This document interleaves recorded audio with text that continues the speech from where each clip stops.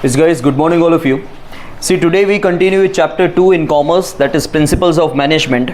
ठीक है, principles हमने देखा कि principles क्या होते हैं. They are the rules जो बनाए जाते हैं एक्सपीरियंस, एजम्पशंस और फोरकास्टिंग के बेसिस पे, लेकिन मेनली एक्सपीरियंस के बेसिस पे. और जितने अलग अलग एक्सपर्ट्स होते हैं उनके अकॉर्डिंग रूल्स भी अलग अलग होते हैं, क्योंकि सबका एक्सपीरियंस अलग अलग होता है. हम भले ही एक काम करें, अगर मैं आपको बोलूं आज जाके चाय बनाना, आपके सबके चाय बनाने के हल्के फुल्के एक्सपीरियंस कुछ ना कुछ अलग होंगे. ठीक है, भले आप एक ही चीज़ कर रहे हो. तो वैसे ही सेम सिचुएशन में अलग अलग एक्सपर्ट्स के व्यूज़, ऑब्जर्वेशंस, उनके सजेशंस, ठीक है, उनका जो भी एक्सपीरियंस है वो अलग अलग हो सकता है. इसलिए हमारे सामने एक ही चीज़ के बहुत सारे रूल्स एंड रेगुलेशन हमारे पास होते हैं अलग अलग एक्सपर्ट्स के थ्रू. ठीक है, आज हम लोग करने जा रहे हैं पेज नंबर 24 पे management principles of Henry Fayol. Henry Fayol ने यहाँ पे मैनेजमेंट के प्रिंसिपल्स दे रखे हैं और वो 14 प्रिंसिपल्स दे रखे हैं उन्होंने. ठीक है, सबसे लंबा आंसर यही है. ये बोर्ड में पहले ज़्यादातर आता ही था, अब ये कभी कभी आता है. ठीक है, लेकिन अगर 3 मार्क में आ जाए तो पॉइंट कम लिखने हैं, लेकिन अगर आपको 5 मार्क में आए तो आपको 14 के 14 पॉइंट्स लिखने पड़ते हैं. See, first one is a division of work. See, division of work में in management more weightage is given on a higher efficiency of employees and managers. Productivity can be increased by optimum use of production equipments. Moreover, division of work is necessary to increase efficiency of employees and managers. Specialization is also possible through division of work. Division of work should be done at managerial and factory level to take benefits of principal specialization. देखो, division of work, आज अगर मैं सारी classes का checking सिर्फ प्राची को दे दूं तो काम का लोड काफ़ी बढ़ जाएगा और मास्टरी नहीं आएगी.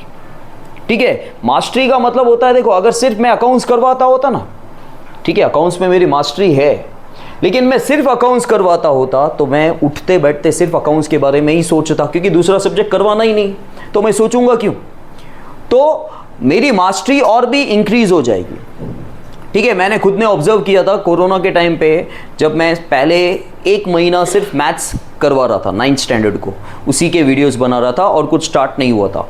तो जब मैं मैथ्स ही करवा रहा था और कोई सब्जेक्ट का वीडियो ही नहीं बन रहा था, तो मैंने खुद को देखा कि मैथ्स ठीक है मुझे बहुत अच्छे से आता है, मेरा होल्ड अच्छा है, लेकिन उसके बावजूद जो छोटी छोटी चीज़ें, क्योंकि मैं उठते बैठते से उसके बारे में ही सोच रहा था, सिर्फ मैथ्स ही मैथ्स चल रहा था और कुछ कोई एक्टिविटी थी नहीं, कोई सब्जेक्ट नहीं था, बाहर की दूसरी एक्टिविटीज़ नहीं थी, घर की कोई एक्टिविटीज़ नहीं थी, कहीं जाना नहीं, कुछ नहीं, एक चीज़ चल रही थी, एक ही टॉपिक चल रहा था, एक ही सब्जेक्ट चल रहा था. तो बट ऑब्वियस है कि उसमें आप बहुत और बेटर तरीके से काम कर सकते हो.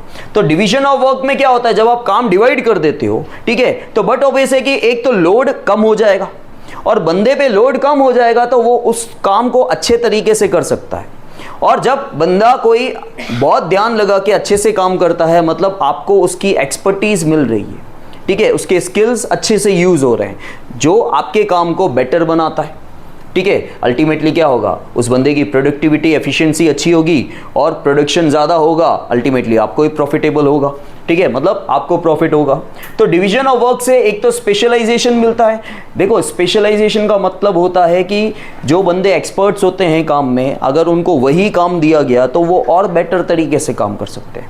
अब मैंने प्राची को सब्जेक्ट दिए, सारे दे दिए, लेकिन अगर सपोज कर लो उसकी मास्टरी है और वही सब्जेक्ट मैंने उसको दिया, तो क्या होगा, मुझे बेटर आउटपुट मिलेगा चेकिंग का, फास्ट चेकिंग होगी, कंपैरेटिवली वो चेकिंग जल्दी हो जाएगी, मैं उसको दूसरा भी कुछ काम दे सकता हूँ. लेकिन अब मैंने वो वर्क भी दे रखे हैं शायद जिसमें इंटरेस्ट ना हो, क्योंकि बंदा भले जितना भी टैलेंटेड हो, हर काम में मन लगता हो, हर चीज़ में ज़रूरी नहीं है.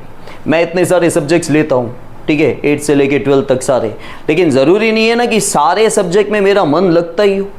भले मैं कितना भी अच्छे से करवाऊँ या ना करवाऊँ, लेकिन मन लगना अलग चीज़ हो जाती है, इंटरेस्ट के साथ करवाना.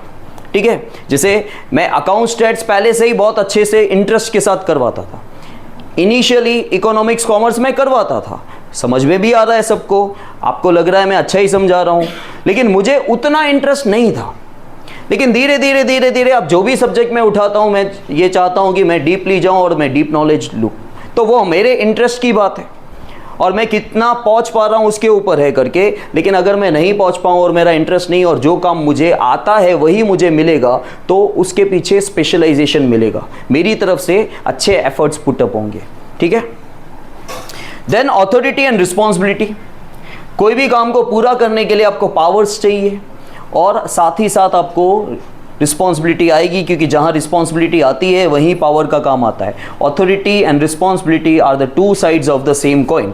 जब आप किसी बंदे को जिम्मेदारी दे रहे हो, जिम्मेदारी को पूरा करने के लिए ही आप अथॉरिटी देते हो, नहीं तो अथॉरिटी कोई मतलब नहीं है। काफ़ी बार क्या होता है, ज़्यादा पावर्स दे रखे हैं, रिस्पॉन्सिबिलिटी कुछ है ही नहीं, फिर उस पावर्स का मिसयूज होता है। See, powers and responsibility means authority and responsibility are the two sides of the same coin. Powers without responsibility and responsibility without power are incomplete. दोनों एक दूसरे के बिना अधूरे हैं। When a person is assigned मतलब देना, a responsibility for some job, at same time power assignment is essential. देखो यहाँ पे मैनेजमेंट लैंग्वेज लिखा हुआ है। असाइनमेंट मतलब देना, जॉब मतलब वो कोई जॉब कर रहा है नहीं, जॉब काम को बोलते हैं। समझ में आया? जॉब जैसे आप घर पे बोलोगे कल कोई मेरे को जॉब मिली, तो घर वाले समझेंगे कि भाई मेरे बच्चे की नौकरी लग गई। जॉब, आप जो होमवर्क मिलेगा उसको जॉब बोल सकते हो। समझ में आया? ये टेक्निकल वर्ड हो गया जो वहाँ पे चलता है। ठीक है, मैनेजमेंट के अंदर चलता है। जॉब का मतलब जो काम असाइन किया गया है, जब हमने उसको रिस्पॉन्सिबिलिटी दी कि ये काम पूरा हो जाना चाहिए, तो पावर्स हमको असाइन करना एसेंशियल है, ज़रूरी है। क्योंकि बिना पावर के वो अटक जाएगा, वो आपसे बार बार पूछेगा, वो भी नहीं चलेगा। ठीक है, वन टाइम आपने काम असाइन कर दिया, अलॉट कर दिया, उसके साथ पावर्स भी दे दो, जो भी नेसेसरी पावर्स हैं, जहाँ जहाँ उसको चीज़ें बीच में आएगी, आपको पता है कि उसको बार बार मुझसे पूछना पड़ेगा, तो आप क्या करोगे, आप नेसेसरी पावर्स अलॉट कर दोगे। ज़्यादा पावर भी नहीं, कम पावर्स भी नहीं। See, while assigning the power, different parameters like post of employees, तो यहाँ पे अब आ गया, देखो जब आप पावर्स असाइन कर रहे हो तो आप पोस्ट के अकॉर्डिंग दोगे। अलग अलग पैरामीटर्स हैं, मतलब अलग अलग फैक्टर्स हैं कि आप कितना पावर अलॉट करोगे। ठीक है, तो एम्प्लॉय की पोस्ट क्या है, कौन सी सीट पे बैठा है वो, उसका नॉलेज कितना है, क्वालिफिकेशन क्या है, experience, art of leadership, maturity कितनी है, सब कुछ देखा जाता है। Should be considered as a result enthusiasm of employees rise and aim achievement becomes easy. ठीक है, आज जब किसी को मॉनिटर बनाया जाता है ना, तो पहले गुण देखे जाते हैं उसके। अब तुमको पुरानी चीज़ बताऊं कि स्कूल में मॉनिटर पहले किसको बनाया जाता था, जो होशियार बंदा हो। ठीक है, लेकिन अब मैंने एक होशियार बंदे को बना तो दिया, लेकिन मुझे पता है भाई ऋषि भी बैठा है, वो क्लास डिस्टर्ब करेगा। ठीक है, और ये मॉनिटर उसको पहुंच नहीं पाएगा क्योंकि ये होशियार है लेकिन सीधा है। तो और बाकी के इतने पावर्स भी नहीं दे रखे हैं कि भाई तू मार के उसको कुछ भी करना है या क्या ना, और ऊंची आवाज़ बात करेंगे वो भी नहीं चलेगा, क्योंकि उसको वो पता है कि भाई ये मेरे लेवल का ही बंदा है, सिर्फ टेम्पररी है। लेकिन आजकल क्या होता है कि क्लास कंट्रोल करना वो ज़रूरी है, बाकी तो आप काम करो, अच्छे लोग करेंगे, नहीं करने वाले नहीं करेंगे, लेकिन क्लास कंट्रोल ऋषि बैठा है तब तक नहीं होगा और दूसरा मीर बैठा है। ठीक है, अब मैं क्या करता हूँ, इन सब में से किसकी ज़्यादा चलने वाली है और किसकी लोग ज़्यादा रखते हैं, ऋषि की, तो मैं ऋषि को मॉनिटर बनाऊंगा। ठीक है, तो ट्रेंड चेंज हो रहा है अभी। ठीक है, जिसकी बात लोग सुनेंगे, नहीं तो या उसका दबदबा चलता होगा, सुननी पड़ेगी। ठीक है, अब मीर को बनाएंगे तो ऋषि नहीं सुनेगा, लेकिन ऋषि को बनाएंगे तो शायद मीर सुनेगा, उसको पता है कि हाउ टू टैकल। ठीक है, तो वो चीज़ें होती है। तो यहाँ पे आपका पोस्ट, नॉलेज, मैच्योरिटी सब कुछ देखा जाता है, उसके बाद पावर्स अलॉट किए जाते हैं। देन डिसिप्लिन, जो सबसे ज़रूरी है, शिष्ट। ठीक है, optimum use of equipments and consistency of activities are very much necessary for industrial discipline. Discipline में आपका इक्विपमेंट्स का सही यूसेज होना, ठीक है, ताकि उसका डिप्रिशिएशन भी ना हो और वेस्टेजेस ना हो, और समय पे काम होना, कंसिस्टेंसी रहना, मतलब लगातार काम होना तो ही होगा। लगातार काम नहीं होगा तो आपको रिजल्ट्स नहीं मिलने वाले। से discipline create certain kind of harmonious environment. अगर आप डिसिप्लिन क्रिएट करते हो, डिसिप्लिन हर चीज़ से होता है, आपके समय पे आने से लेके, काम करने से लेके, टाइम वेस्टेज न करने से लेके, सब कुछ डिसिप्लिन है। ठीक है, एक बंदा जो रेगुलरली समय पे आ रहा है लेकिन बैठा ही पड़ा है, और दूसरा बंदा समय पे नहीं आ रहा है लेकिन काम अच्छा खींच लेता है। ठीक है, और कुछ बंदे ऐसे हैं ना समय पे आते हैं ना काम करते हैं, कुछ भी नहीं होता है। तो डिसिप्लिन जो है, डिसिप्लिन से एक हार्मोनियस, एक पॉजिटिव एनवायरनमेंट क्रिएट होता है जिससे आपका काम आसानी से इफेक्टिवली पूरा होगा। Industrial discipline established by certain kind of rules and code of conduct, and as a result governance takes place in unit. When employees are more, then control becomes easy through discipline and code of conduct. आपने देखा है, देखो school level पे भी क्या होता है, आज स्कूल लेवल पे स्कूल लीडर्स बनाए जाते हैं, ठीक है। तो स्कूल लीडर्स भी एक तरह से क्या हो रहा है, काम आसान कर रहा है। अगर बंदा, देखो आजकल वोटिंग होती है, अब वोटिंग स्कूल लेवल पे भी जब होती है और बच्चों ने वोटिंग की तो ऐसे ही भी हो जाती है, मतलब जो एक जिम्मेदार बच्चा नहीं है वो भी स्कूल लीडर बन सकता है, ठीक है। लेकिन साथ ही साथ काफ़ी बार क्या होता है कि ज़्यादातर उसे वोटिंग की जाती है जो एक जिम्मेदार है, ठीक है। आपने देखा होगा एक हाइट, छोटा हाइट में हो या पतला सा इंसान हो या क्या, जिसकी ना चलती हो या बिल्कुल कोई भी कैरेक्टरिस्टिक्स नहीं हो, वो कभी भी उसको नहीं बनाया जाएगा, ना उसको वोट मिलेगा, ठीक है। वोटिंग मिलती है जो ऊंचा होगा, हट्टा गट्टा होगा, जिसका चलता होगा, क्योंकि वो बाकी के काम संभाल लेगा, ठीक है। वो बाकी के काम संभाल लेगा। जब डिसिप्लिन से काम चलता है, कोड ऑफ कंडक्ट से काम चलता है, तो क्या होता है, सब कुछ, एम्प्लॉय ज़्यादा भी होंगे, डिसिप्लिन है तो कोई प्रॉब्लम नहीं है। यहाँ पे 50 की जगह 100 बच्चे भी बैठे हैं, डिसिप्लिन है, I don't have to worry about anything. लेकिन अगर 25 बच्चे भी बैठे हैं जिसमें से 15 बच्चे डिसिप्लिन नहीं है, वो पता है कि वो 15 जो बाकी के 10 हैं उनका भी काम खराब करने वाले हैं, ठीक है। तो डिसिप्लिन बहुत ज़रूरी है काम को ईजी बनाने के लिए। Employees interest in job increases, अगर डिसिप्लिन होगा, आप में डिसिप्लिन होगा, आप काम ढंग से टाइम पे करोगे, अच्छे से करोगे, तो क्या होगा, आपका इंटरेस्ट आएगा, नहीं तो इंटरेस्ट नहीं आने वाला है। Managers even can take work easily, supervision, clear and appropriate contracts between workers and owners, and appropriate implementation of punishments at every level are important for discipline. Then unity of command. See, employees cannot follow order from more than one superior.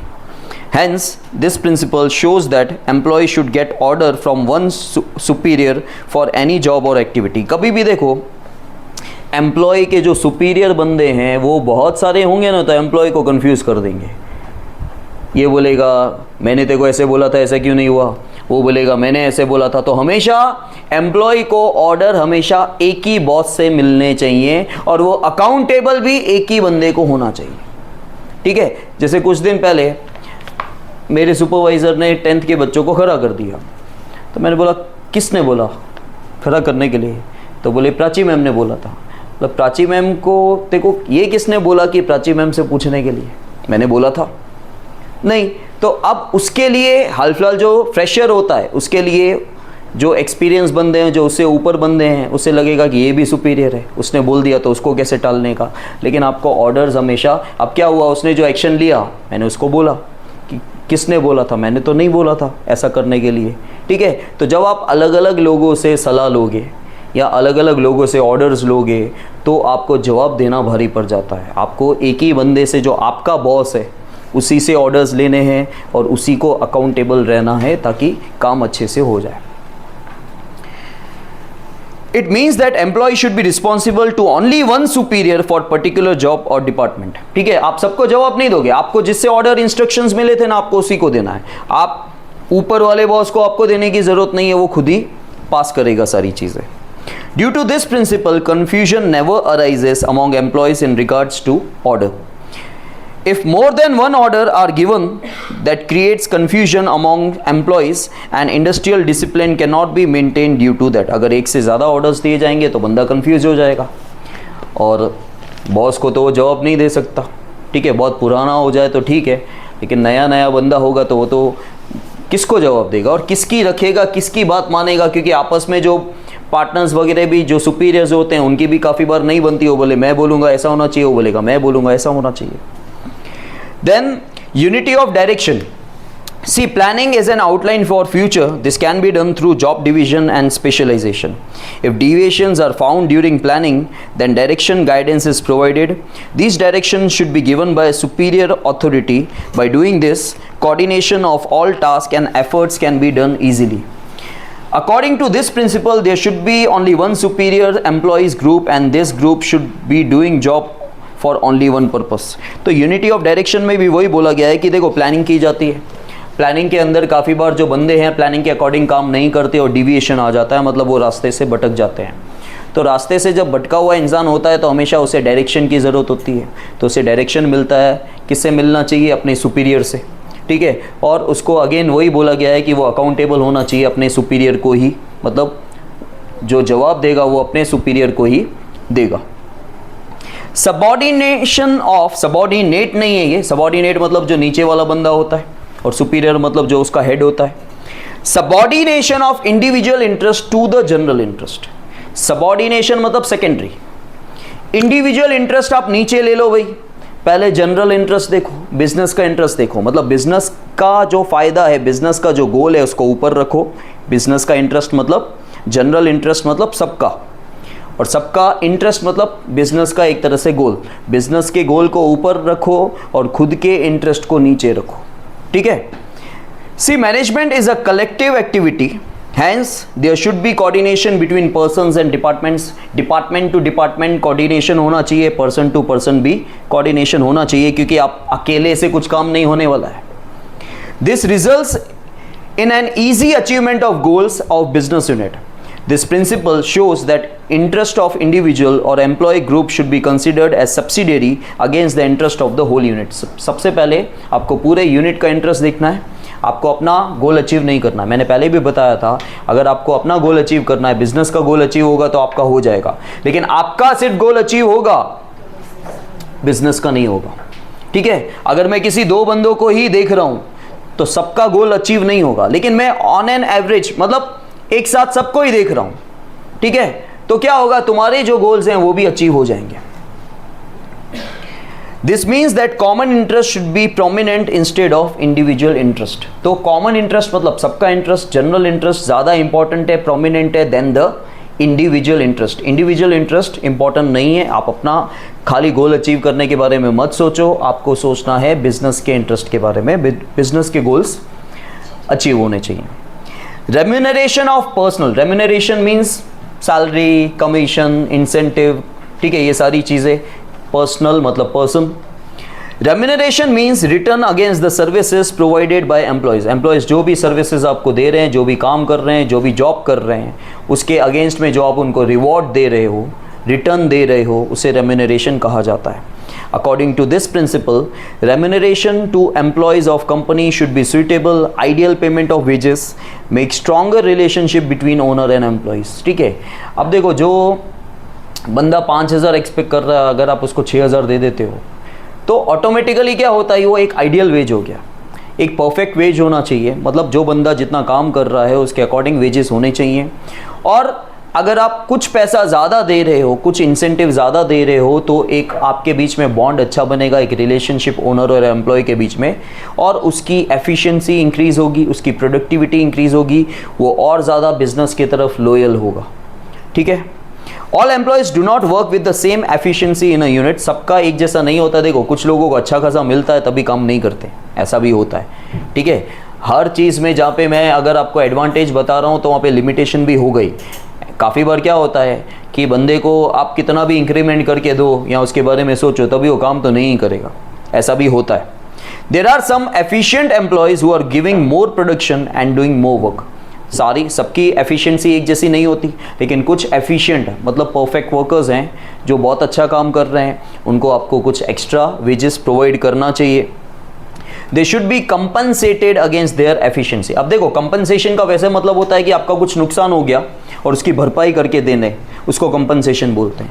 लेकिन यहाँ पे भी compensated word, देखो actual compensation का मतलब वही होता है कि सपोज कर लो मैंने इसकी गाड़ी ठोक दी, ठीक है, एक्सीडेंट हो गया, तो मैं इसको जो भरपाई करके दे रहा हूँ, दैट इज अ कंपनसेशन, उसको कंपनसेशन। लेकिन कंपनसेशन वर्ड यहाँ पे भी चलता है, क्यों? क्योंकि हम सामने सर्विस ले रहे हैं, हम उसको यूज़ कर रहे हैं, ठीक है, तो सामने हमने उसको जो पैसा दिया, वेजेस दिया, तो वो भी कंपनसेटेड कहलाता है। तो they should be compensated against their, मतलब वो एफिशिएंटली काम कर रहे हैं, ठीक है, अपना भुगतान कर रहे हैं एक तरह से, तो सामने आप क्या करो, उनको और अच्छा इंसेंटिव दो। By doing this worker turnover rate, जब आप वर्कर को सेटिस्फाइड रखोगे, कंटेंटेड रखोगे, हैप्पी रखोगे, ठीक है, एक अच्छा एटमॉस्फेयर प्रोवाइड करोगे, ठीक है, तो वर्कर जो लेबर टर्नओवर रेट है, मतलब लेबर काम छोड़ के नहीं जाएगा। प्रमोशनल स्कीम्स उनको दो, bonus, profit sharing, representation in managerial committee should be implemented for skilled workers. जो स्किल्ड वर्कर्स हैं, देखो बोनस हमेशा प्रॉफिट के बेस पे होता है, याद रखना। हम जो लाइफ में यहाँ पे बोनस देखते हैं ना कि अरे बोनस मिला, तो बोनस कभी भी ऐसे नहीं मिलता। दिवाली पे बोनस मिलता है ऐसा कुछ नहीं होता है, क्योंकि दिवाली के टाइम पे सेल अच्छी खासी होती है। जैसे मैं लोकल दुकानों की बताऊँ, लोकल शॉप्स के ऊपर जो भी बंदे काम करते हैं, जो भी मैन पावर है, दिवाली के टाइम पे ऑलमोस्ट उनकी सैलरी डबल होती है और वो बोलते हैं घर पे आके बोनस मिला, ठीक है। लेकिन क्यों? दिवाली ही चल रही है इसलिए नहीं। अचानक से जो मैन पावर है, इतने सारे लोग हैं, उनको डबल सैलरी दे रहे हैं इसलिए नहीं, क्योंकि सेल भी उतनी हो जाती है, प्रॉफिट उतना हो जाता है। हमें, क्योंकि मैंने बचपन से ये चीज़ देखी है कि बोनस वगैरह दिवाली पे मिलता है आम लोगों को, लेकिन वो एक मौका होता है खाली। दिवाली है इसलिए बोनस नहीं दिया जा रहा है, याद रखना।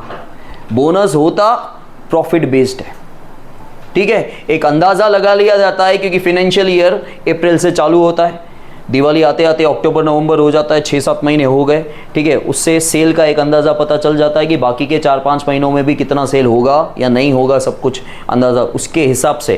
क्योंकि काफ़ी बार क्या होता है, मिड ऑफ द ईयर आपने बोनस दे दिया, अच्छा, फिर पता चल रहा है कि अपने को नुकसान हो रहा है, तो बोनस एक्चुअली मिलना नहीं चाहिए फिर, ठीक है। तो बोनस है, प्रॉफिट शेयरिंग है, या जब मैनेजमेंट की मीटिंग वगैरह होती है उस कमेटी में आप एक मौका दो उसे रिप्रेजेंटेशन का, ठीक है।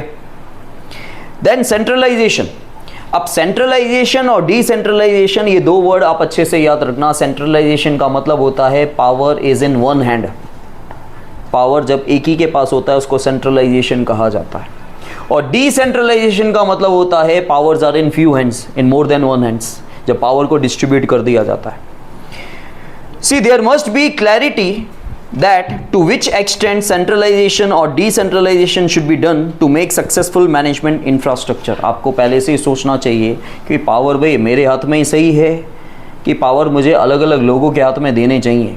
क्योंकि देखो, अगर आप बिजनेस एक्सपैंड और मॉडर्नाइज करोगे तो आपको पावर का डिस्ट्रीब्यूशन करना ही पड़ेगा, क्योंकि हर जगह आप नहीं दौड़ पाओगे। तो आपको पहले से ही ये प्लान करना है मैनेजमेंट को सक्सेस करने के लिए कि आपको पावर्स का सेंट्रलाइजेशन होना चाहिए या उसका डिसेंट्रलाइजेशन होना चाहिए, पहले से ही प्री प्लान होना चाहिए। If powers are not delegated it is centralisation. Powers अगर किसी और को नहीं दिए, सिर्फ आप ही के हाथ में है, तो वो सेंट्रलाइजेशन होता है। To make best use of employees strength, principle of centralisation should be adopted. तो बोला गया है एम्प्लॉयज़ की अगर स्ट्रेंथ अच्छे से, मतलब आपको काम निकलवाना है, तो कोशिश करो कि पावर कम से कम बटे, क्योंकि सबके विचार अलग अलग होते हैं। Centralisation has low success ratio in giant size unit. है देखा, जब आपका बिजनेस बहुत बड़ा है, जाइंट है, लार्ज, ठीक है, वहाँ पे सेंट्रलाइजेशन काम का, क्योंकि भाई आप कहाँ कहाँ किस किस डिपार्टमेंट में दौड़ोगे और किस किस से जवाब लोगे। तो जाइंट साइज यूनिट है, मतलब लार्ज साइज बिजनेस है, तो वहाँ पे सेंट्रलाइजेशन सक्सेस नहीं जाता। Hence centralization and decentralization is done as per the size of the unit. Then scalar chain. This principle emphasizes on creating chain from top level management to bottom level employees. अब chain बनता है top level to bottom level. Chain of powers from higher administrative officer to bottom level employees should not be broken. तो देखो, आप ये chain किसका बन रहा है? पावर्स का। और ऊपर से लेके नीचे तक सबको पावर्स अलॉट हो रहे हैं, ठीक है। ये टॉप टू बॉटम जा रहा है ये chain. Powers and responsibility should be vested. Vested का मतलब भी वही होता है, देना, असाइन करना या अलॉट करना, उसको वेस्टेड बोलते हैं। Vested as per their respective level. तो पावर और रिस्पॉन्सिबिलिटी भाई लेवल देख के होता है, कौन से ग्रेड का ऑफिसर है, कौन से डिपार्टमेंट का हेड है, कौन से लेवल का है, टॉप लेवल का है, मिडिल का है, बॉटम का है, उसके अकॉर्डिंग हमें पावर्स अलॉट करने होते हैं और responsibilities. Employees working in a unit should be aware of who is responsible to whom. Employees जो काम करता है उसे अच्छे से उसकी जिम्मेदारी पता होनी चाहिए कि कौन किसके रिस्पॉन्सिबल है, किसको कहाँ जवाब देना है। As a result, a scalar chain occurs which moves from top to bottom and from bottom to। लेकिन top to bottom क्या होता है? हेलो, यहाँ पे top to bottom क्या होता है? जब आप पावर्स दे रहे हो, जवाब ऊपर से नीचे नहीं जाते हैं, जवाब नीचे से ऊपर जाते हैं, ठीक है। Then order This principle emphasizes on two parameters: raw material arrangement and social arrangement. See, each part of raw material should be at its appropriate place. Likewise, skilled employee should also be placed at right place. Arrangement should be done for recruitment of suitable employees in suitable place.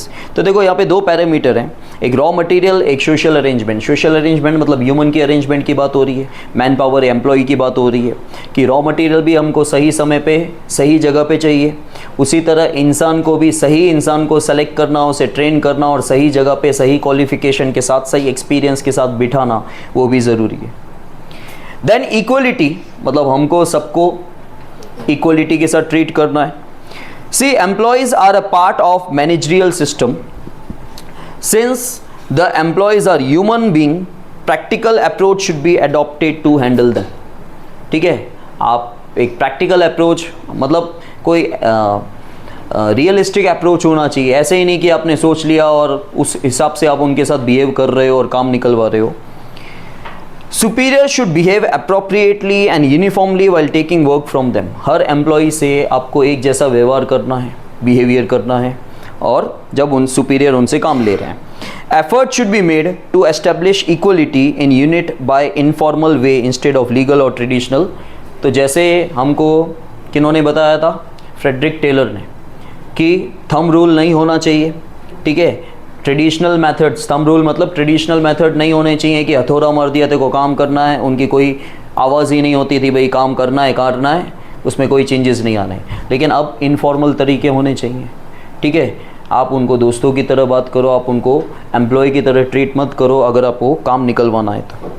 Behaviour of employees is based on faithfulness, attitude, uniformity and justice. और behaviour भी employees का उसके basis पे ही होता है. वो loyal, faithful तब भी रहेंगे जब आप उनके साथ बिहेव प्रॉपरली करोगे और एक जैसा करोगे. अगर उनको पार्शियलिटी, बायसनेस दिखेगा तो वो लॉयल नहीं रहेंगे. Stability of personal tenure. See, permanent and stable employees are assets of any business unit. आपको पता ही है कि employees are the limbs, they are the assets. An employee can develop himself by remaining to one unit and contributing in the achievement of goals of the business unit. ठीक है, एक employee अगर एक ही यूनिट में रहा तो वो अपने आप का भी डेवलपमेंट करेगा और उस यूनिट के लिए भी कंट्रीब्यूट करेगा. जैसे काफ़ी सारे स्टूडेंट्स शिपिंग वगैरह में काम करते थे, मुझसे पूछते थे कि सर अभी ऐसा है, मुझे जंप मिल रहा है. तो मेरी उनकी एक ही राय होती थी, वो ये राय होती थी हमेशा कि एक जगह टिके रहो. तो वो लोग तुम्हें जानेंगे, तुम भी उनको बराबर जानोगे. बार बार चेंज कर रहे हो. आपके पास कोई हाई फाई डिग्री और इतने एक्सपीरियंस नहीं हो कि तुम जंप मारोगे और तुमको हाई फाई सैलरी मिल जाएगी बार बार. ठीक है, तो जंप नहीं होना चाहिए. हाँ, जंप होना चाहिए. आप सालों से काम कर रहे हो, आपको कुछ प्रमोशन नहीं मिल रहा है, इंक्रीमेंट नहीं आ रहा है और आपको एक अच्छी जगह से और हाई सैलरी के साथ, प्रमोशन के साथ आपको मिल रहा है, तो बात अलग है. बाकी आप एक साल में 6 महीने में बोल रहे हो वो अच्छा है ना, मैं वहाँ चला जाऊँ वो अच्छा है. मेरा पर्सनल एक्सपीरियंस ये बोलता है कि आपको एक जगह टिके रह के काम करना चाहिए. अगर आपको फाइनेंशियल नीड नहीं है तो, इवन फाइनेंशियल नीड है भी और थोड़ा बहुत चला सकते हो तो भी चला के आपको एक जगह काम करना चाहिए. जल्दी जंप नहीं. हाँ, जिस दिन आपकी मार्केट में डिमांड हो जाए, इनिशियल लेवल पे तो नहीं होगी ना. ठीक है, जब आपको मार्केट पहचानेगा कि ये बंदा क्या है और कैसा काम करता है करके. लेकिन इट टेक्स टाइम. जब आप फ्रेशर हो, नए हो मार्केट के अंदर, भले कौन सी भी डिग्री लेके क्यों नहीं आ गए हो, आपका काम तो मार्केट नहीं जानता है ना. काम जानने के लिए एटलीस्ट 2, 3, 4 साल तो चाहिए. जब मार्केट आपको जानने लगेगा उसके बाद ही आपको सामने डिमांड क्रिएट होगी आपकी. As the employees remains for a long time in any unit, his knowledge of system results into more productivity and also decrease labor turnover rate. तो एम्प्लॉय एक जगह अगर रहता है तो उसका नॉलेज जो है वो इंक्रीज़ होता है.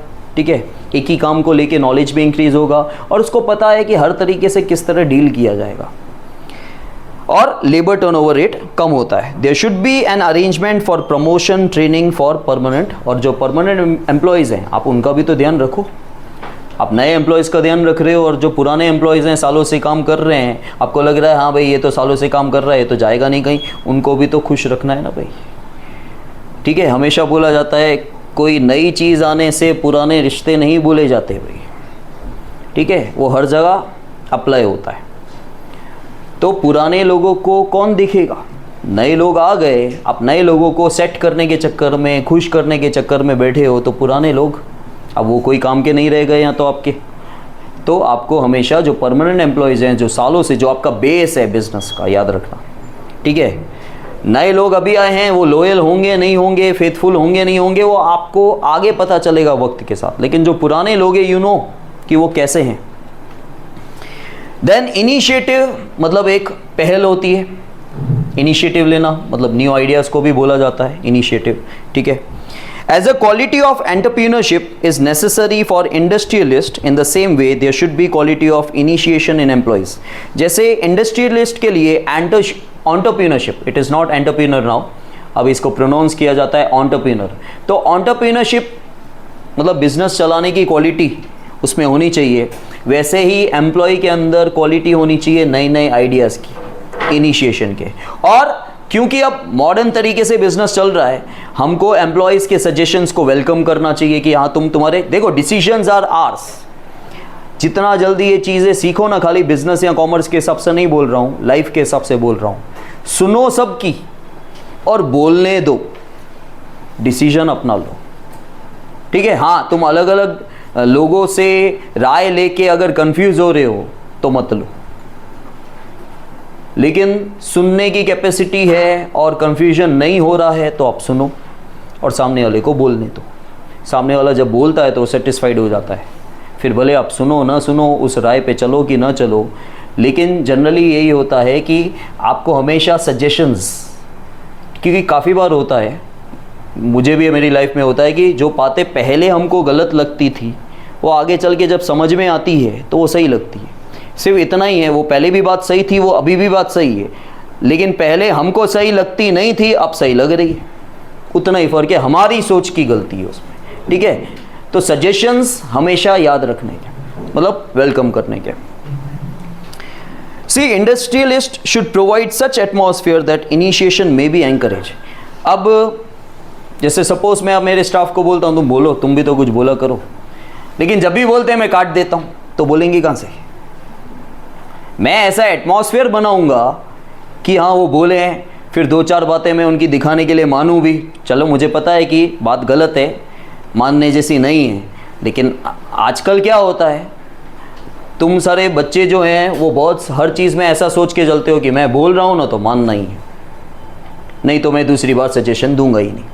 ऐसा होता है, तो फिर तुमको बेवकूफ़ बनाने के लिए ऐसा करना पड़ता है कि हाँ ठीक है चल तेरी बात मानते हैं, ताकि तुम्हारी तरफ से आगे भी सजेशन मिले, या उनको समझाना पड़ता है। लेकिन फिर क्योंकि क्या है, जब तुम पहली दूसरी बार अगर सजेशन दोगे और पहली दूसरी बार में तुम्हारी बात नहीं मानी जाएगी, तीसरी बार सजेशन नहीं दोगे, ऐसा होता है। लेकिन पहली दूसरी बार टेम्परेरीली चलो तुम्हारा सजेशन मान लिया, अब क्या होगा, तुम सोचोगे, तीसरी बार मैं बोलूँगा ना सोचोगे, क्योंकि तुम्हारी बात मानी जा रही है, ठीक है। तो यहाँ पे हमें एक एटमॉस्फेयर क्रिएट करना है कि सजेशंस मिले एम्प्लॉयज से। Due to initiation strength of independent working in an employee develops, और जब एम्प्लॉय सोचेगा तो अकेला काम कर सकता है, ठीक है, उसको किसी की ज़रूरत नहीं है, उसको स्ट्रेंथ एक क्रिएट होगी उसकी।